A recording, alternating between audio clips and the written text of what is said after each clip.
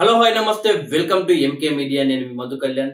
త్వరలోనే బీఆర్ఎస్ పార్టీకి big shock తగిలే అవకాశాలు అయితే క్లియర్ గా కనిపిస్తున్నాయి. బీఆర్ఎస్ పార్టీకి చెందిన మాజీ మంత్రి హరీష్ రావు గారు పెద్ద కష్టాల్లో పడ్డట్లయితే తెలుస్తుంది. కష్టాల్లో కాదు, అడ్డంగా ఇరుక్కున్నట్లయితే తెలుస్తుంది.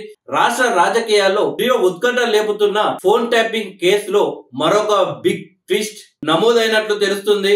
మాజీ మంత్రి హరీష్ రావు గారిపై పంజాగుట్ట పోలీస్ స్టేషన్ లో కేసు నమోదు కావడం జరిగింది.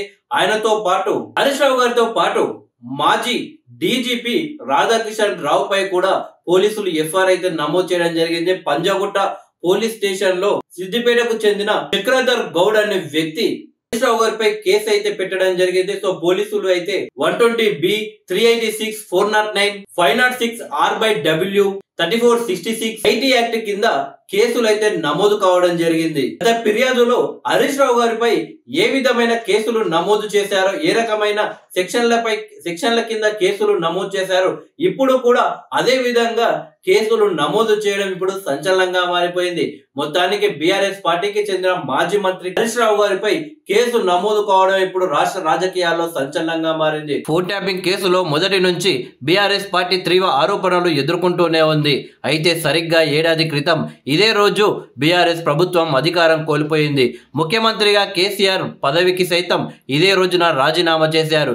ఈ పరిణామాలకు ఏడాది పూర్తవుతున్న రోజే హరీష్ రావుపై ఎఫ్ఐఆర్ నమోదు కావడం రాజకీయ వర్గాల్లో చర్చగా మారింది.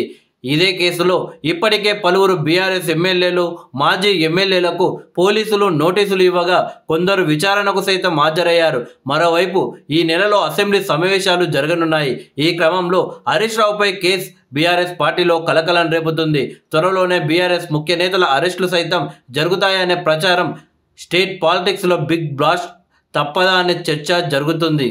కొంతకాలంగా సైలెంట్ గా ఉన్న ఫోన్ ట్యాపింగ్ కేసు వ్యవహారం మరోసారి సంచలనంగా మారుతుంది. ఈ కేసులో A1 నిందితుడిగా ఉన్న SIB మాజీ చీఫ్ ప్రభాకర్ రావును అమెరికా నుంచి భారత్ కు రప్పించేందుకు స్టేట్ పోలీసులు గట్టి ప్రయత్నాలు చేస్తున్నారు. ఇంటర్పోల్ సాయంతో త్వరలోనే రప్పించి దర్యాప్తులో మరింత పురోగతి సాధించాలి అని ప్రయత్నం చేస్తున్నారు. ఇటువంటి కీలక దశలో అనూహ్యంగా మాజీ మంత్రి హరీష్ రావుపై ఏకంగా ఎఫ్ఐఆర్ నమోదు కావడంతో కేసు ఏ మలుపు తిరుగుతుందనే టాక్ పొలిటికల్ క్యారిడర్లో వినిపిస్తుంది.